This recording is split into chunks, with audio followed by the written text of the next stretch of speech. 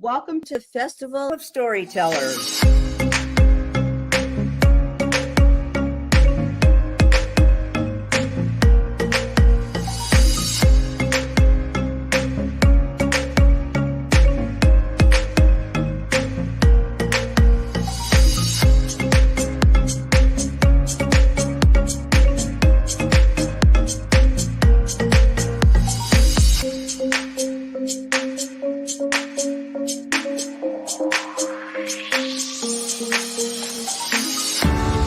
I can't tell you how excited I am to be on right now.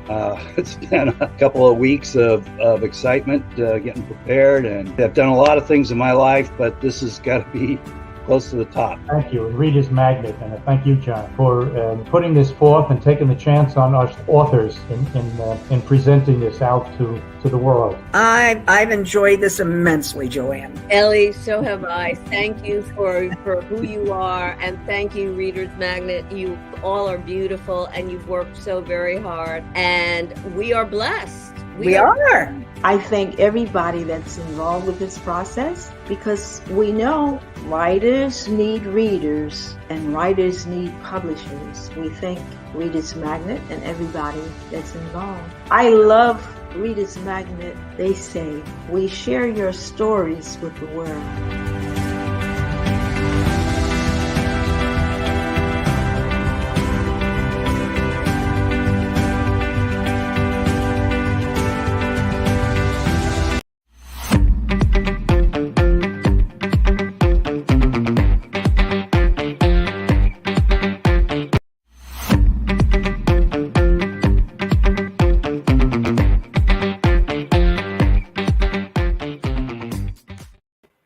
Hello, Festival of Storytellers. This is JOAB Stieglitz again, author of The Old Man's Request, which is book 1 of the Utgarda series, which is followed by The Missing Medium and The Other Realm. I've also written a couple other books. These are all supernatural pulp adventure. And in case you forgot or you're a new viewer, here's a quick trailer of the book. All right, I'm going to share that.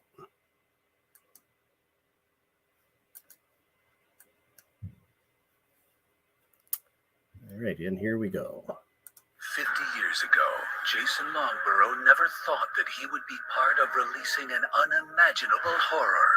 It's just a matter of time before this ancient evil starts destroying everything in its path. Time is not on his side. Jason needs to find a way to send this malign presence back where it belongs. Unknowingly, this dangerous mission would turn the world of 3 people upside down. And Jason knows well that only Dr. Anna Rykov, Dr. Harold Lamb, and Father Sean O'Malley have the knowledge and strength to banish this entity. They must perform that dangerous ritual one last time before it gets too late. And some might prevent them from saving everything that they believe and protect, and meet their ultimate end.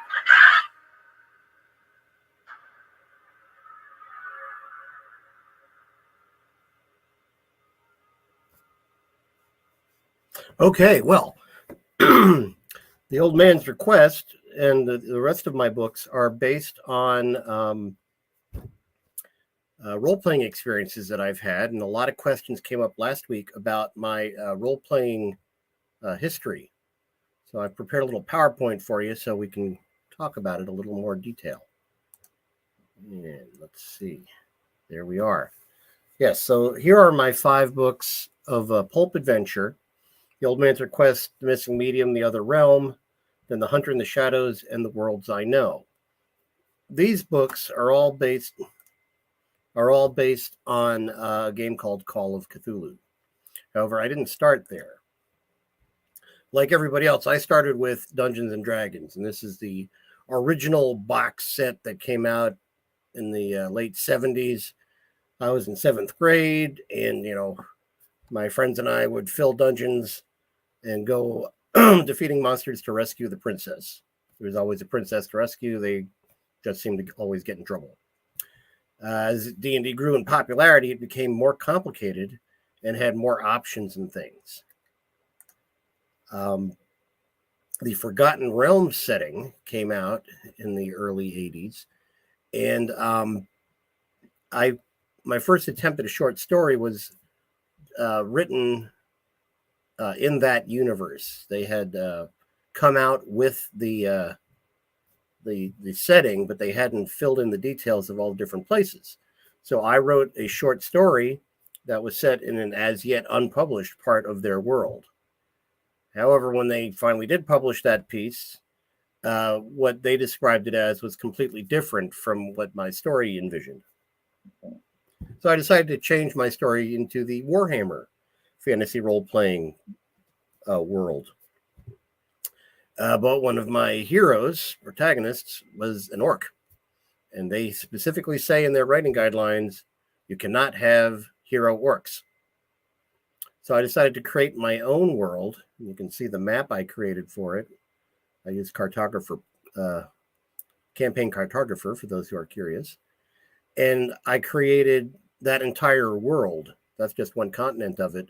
And they had different cultures and different histories and all that good stuff.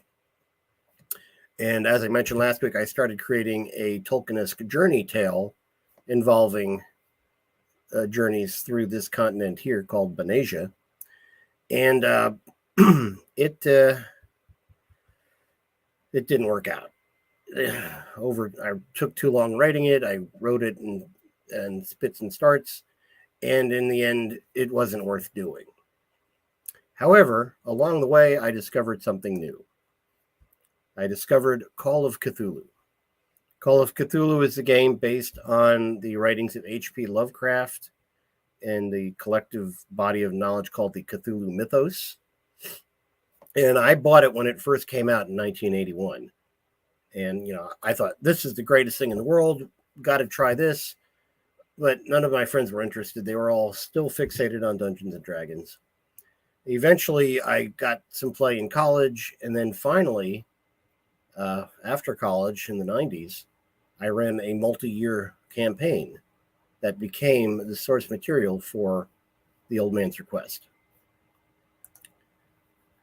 Now, along the way, my interest in Cthulhu and Lovecraft and all that stuff inspired me to collect other games because it became a very popular topic. Achtung Cthulhu is Cthulhu in World War II, as is World War Cthulhu, Europe Ablaze, which is another take on Cthulhu in World War II. Trail of Cthulhu is the same idea as Call of Cthulhu, except it's more,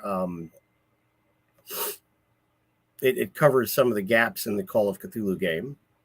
Pulp Cthulhu is a new rival, which takes the Cthulhu tales of just losing your sanity or dying and hoping you've succeeded before that happens. Pulp Cthulhu takes you into the realm that I actually write about. Action-oriented, heroic characters who may actually win. And then there's finally Fate of Cthulhu, which is where the Great Old Ones have taken over, or a particular Great Old One takes over, and you come back from the future to prevent that, which is a neat take on it. However, there are a lot of other games that have been inspired by the Cthulhu mythos. Essentially anything that has a tentacle monster in it has some linking to it. And here you can see a bunch of games, spy games. Rippers is a game where you play monster hunters rather. Deadlands is the Weird West, so monsters and things in the Wild West. East Texas University is kind of like Buffy the Vampire Slayer. Day After Ragnarok is a post-apocalyptic setting. Then there's Lamentations of the Flame Princess, which is a fantasy game. Necropolis, which is a hard science fiction game. Dungeon Crawl Classics, one of my personal favorites, is a fantasy game. And Hubris is an extension of it that really dives into the Lovecraftian ilk. And then there's Call of Cthulhu, where you actually play cats. That's a very simple game to play. I've run all of these games and more over the years, and it's really been quite entertaining. All right. Went the wrong way. Here we go. Next. All right.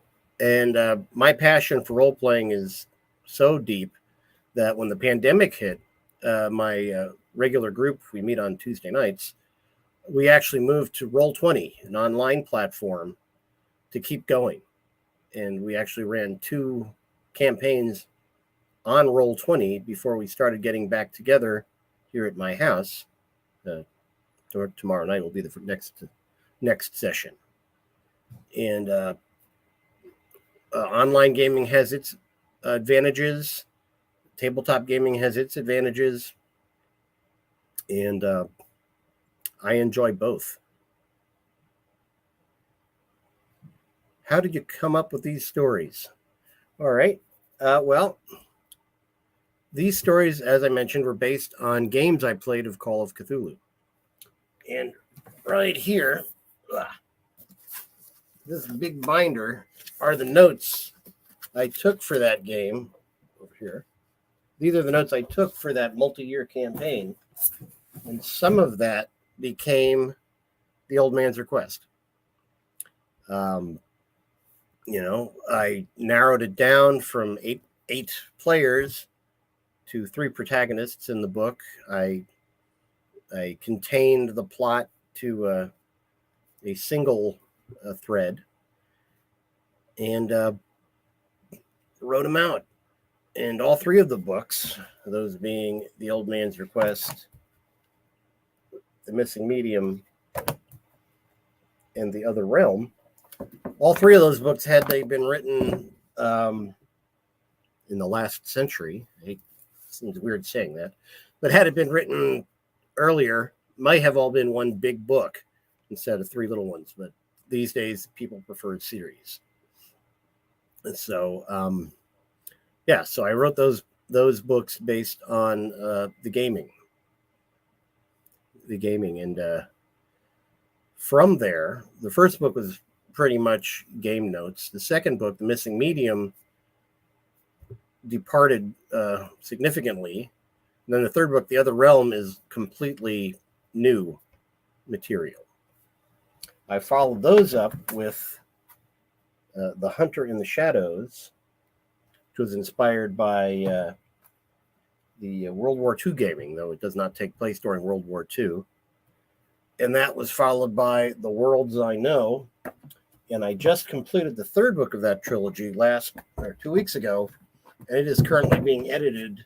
And at this time, it doesn't have a title. All right. So let's see, where was I? Right. Well, time for questions.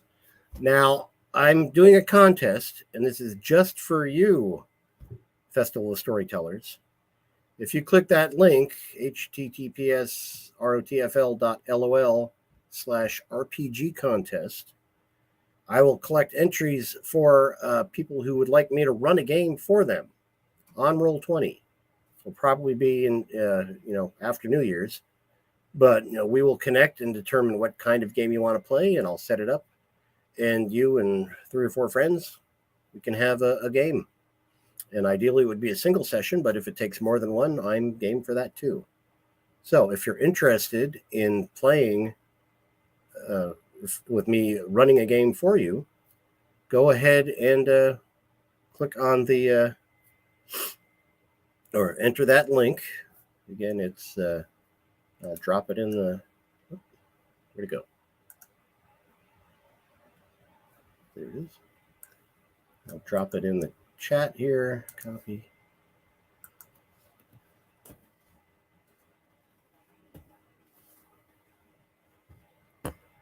That's the URL to enter the contest. And additionally, if you would like to subscribe to my infrequent newsletter, if you go to this link, joabstieglitz.com/subscribe, copy that. I'll put that one in there. If you subscribe to my newsletter, you'll get a link that will give you some free short stories that I've written. Those stories are actually published in another book called Tales of Gods and Monsters, but you can get them for free on the website. So does anybody else have any questions?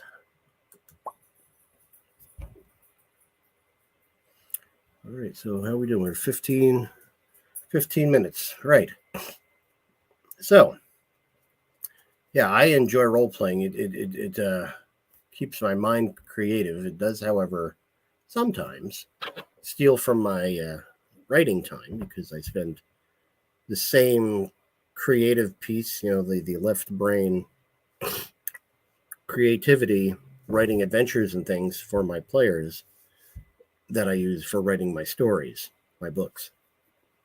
I do have several stories in mind, which are also inspired by games, though different games. So they have different foci and different plots. One's a murder mystery series based on hard-boiled detective in Lovecraft's Dreamlands, a modern version of Lovecraft's Dreamlands. And can you share your favorite part of the book? Of which book? The Old Man's Request? Yeah, all right. My favorite part of The Old Man's Request is probably...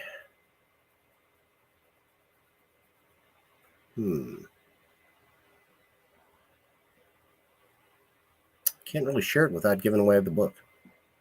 But it's part of their investigation. But the story, The Old Man's Request, revolves around Anna Rykov, who is my Russian-American archaeologist in 1929 New York. And as a female professional who could be a Bolshevik, she has trouble finding a job. So when she gets offered a post by the aging trustee of a small college upstate, she accepts the post. And there she meets a doctor and a priest, and they become friends. And as you saw in the trailer, in the third, a year later, the old man is on his deathbed and asks them to address an indiscretion from his youth. And that indiscretion, cost one man his head and another his mind. Yes. So in the first book, they go about doing that, and they discover that they're uniquely qualified to do so. In fact, they were probably put in place to enable this ritual to occur. Along the way, they learn that the old man spoke to a spiritualist before he died. And when they go to New York City to consult with the spiritualist, they find that the medium is missing. Instead, they find gangsters, monsters, and cultists.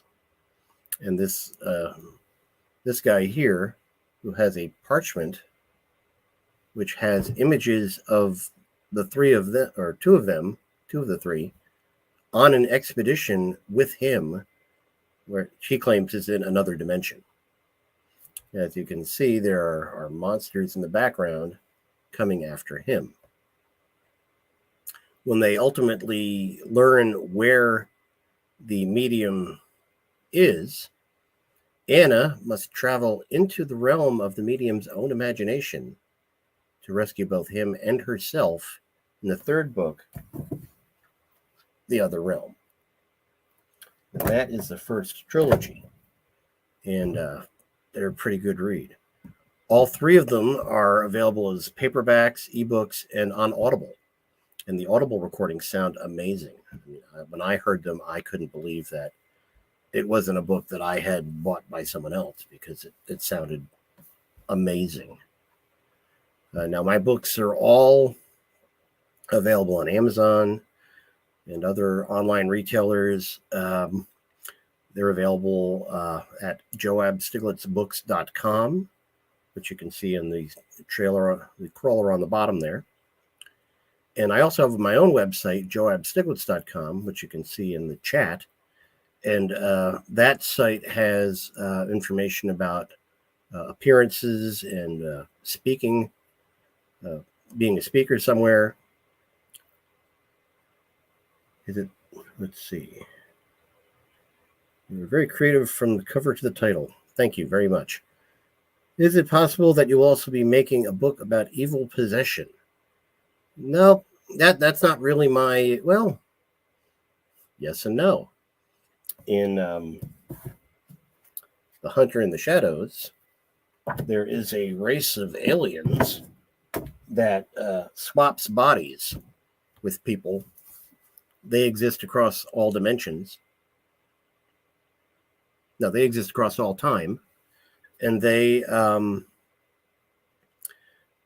swap bodies with people to learn about that individual's world, and they send that person back to their own world, where usually the unwilling timeshare or brain share participant can't handle it and goes insane. But they are featured in several of the books. Your book, the story of your book is quite the same as the movie Insidious. I've never seen the movie Insidious, so if it is, that's purely coincidental. But maybe I'll take a look at that one. My books, as I mentioned, are based on pulp adventure and cosmic horror. Cosmic horror differs from traditional horror, which is gothic horror. In gothic horror, that's where you deal with man's transgressions against God and unhappy spirits and ghosts and possession by demons and things like that. Vampires, all those things. Those are all related to man defying God in some way. Frankenstein creates life. Dracula casts off God and becomes a demon. Things like that. So, but in cosmic horror, which is what I write, mankind is insignificant in the universe. And there are other beings out there who don't even notice humanity or have no interest in humanity, but their affairs occasionally impact life on Earth. Sometimes in big ways, like the extinction of the dinosaurs, and sometimes in little ways by manipulating individuals to cause historical events. Now, if you're familiar with dimension theory, every change in theory creates a dimension where both alternatives are carried out. And that is in the background of my books, where I have one race, as I mentioned, one alien species, I should say, that lives across all time, and another one that lives across all dimensions simultaneously.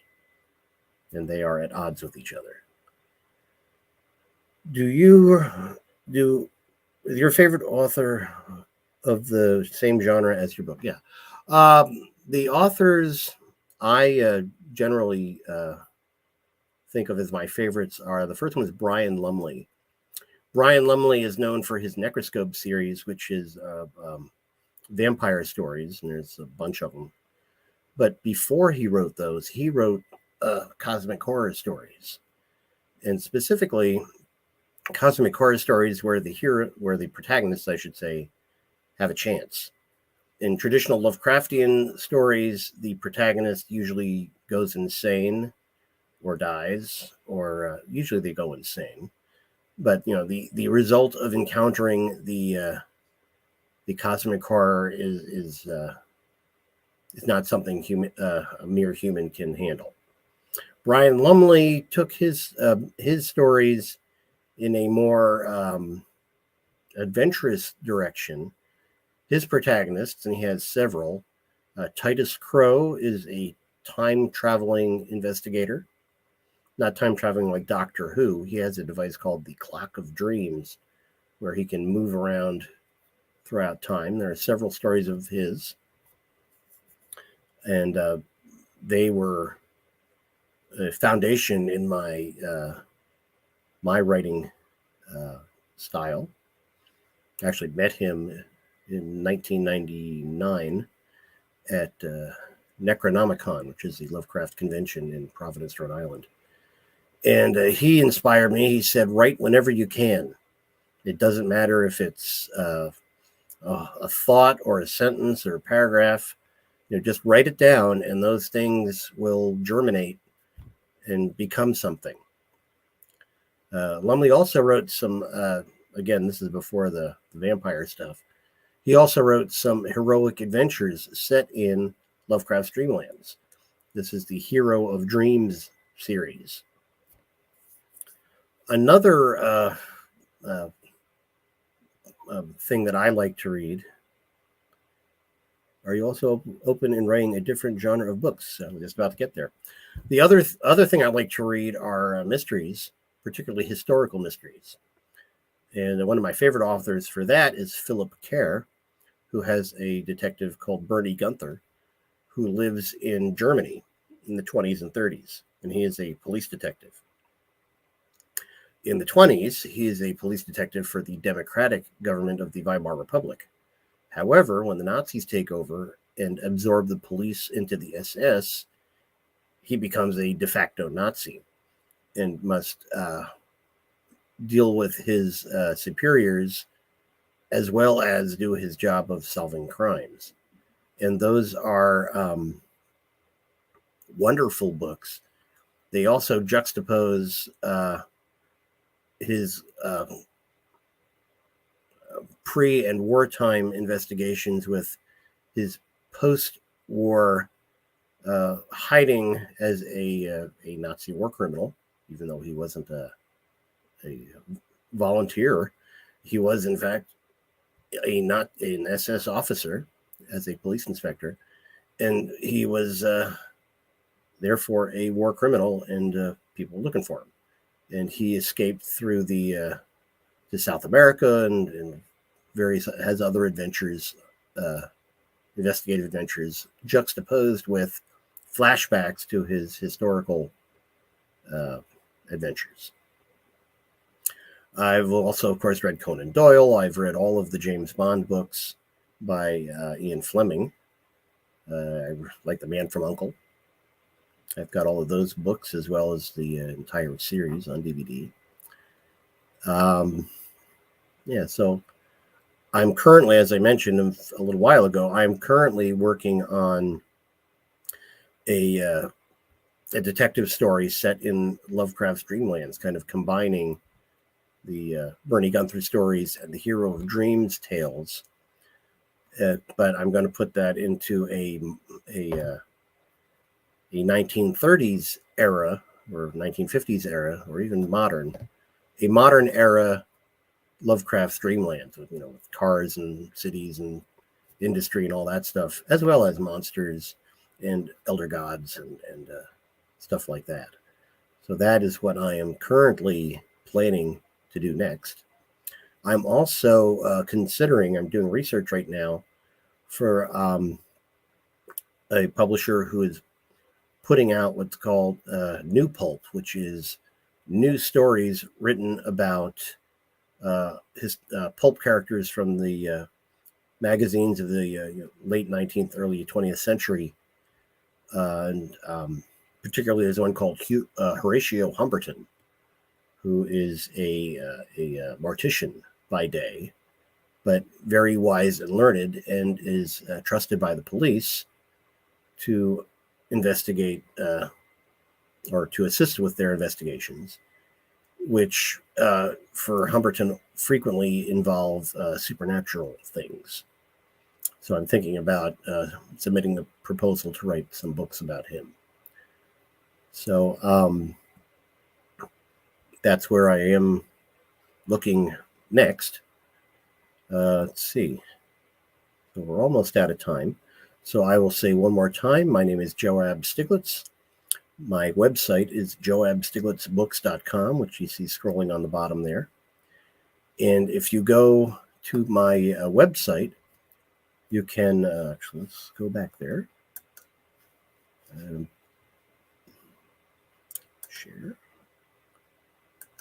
We can switch back to the PowerPoint here.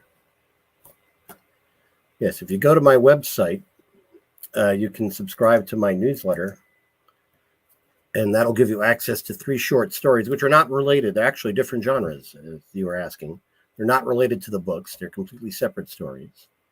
And also, if you are a gamer and you wish to, and you'd like me to run a game for you and your friends, you can go to that website there, which is ROTFL on rotf.lol/RPG contest, and enter to win a game.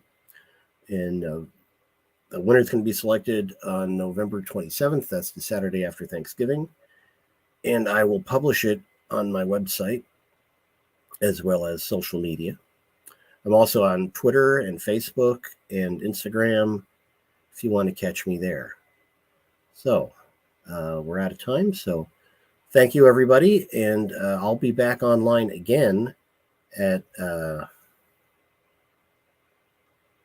forget what time, 3:30, I believe, this afternoon. And tonight at 7 o'clock, I'll be doing a reading. I haven't selected what passage yet, but I'll be doing a reading tonight from 7 to 8 right here at my booth. So I'll see you then.